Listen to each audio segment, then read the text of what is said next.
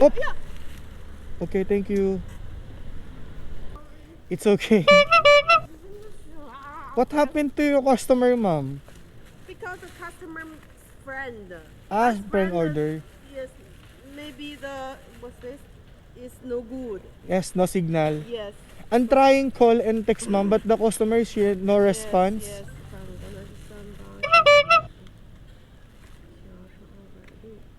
Right. Okay, Okay.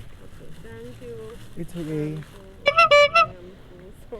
I am so sorry. I look ground floor, the Shang Shang store, but the said guard, no Yes, one yes, Shang no? Shang. Yeah. Yung nagkukwentuhan kami ni ma'am kasi may return item ako sa kanya. Kasi hindi nagpakita yung customer, kaso maya maya bigla na lang kaming nagulat sa nangyari. Naatrasan na pala kami ng sasakyan. Oh! Okay, thank you.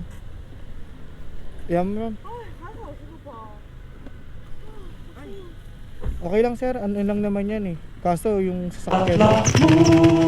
Di mo ba ako napansin nandito? Yun nga eh. Sige po. Sige ma'am, it's okay na. Thank you. Kaso na ano yung pre-links mo? Nayupe, boss. Nayupe. Oo.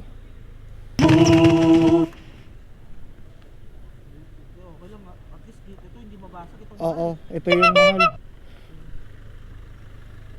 Ah, sige boss. Hindi naman, dito siya tumama sa kahoy ko eh. Sakay.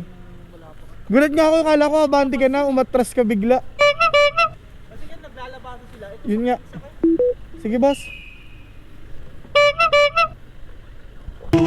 Ang dami namang nangyari sa atin today.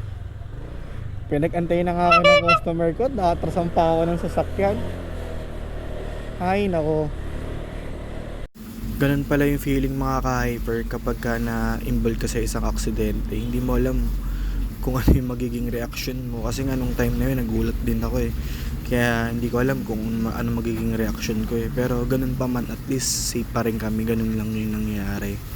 Kaya kayo mga ka-hyper, lagi kayong mag-iingat at magbaon ng dasal sa araw-araw bawat aalis tayo. Kasi di natin alam kung anong pwedeng mangyari sa atin sa daan. Kaya yun lang, ingat kayo lagi mga ka-hyper. Ride safe!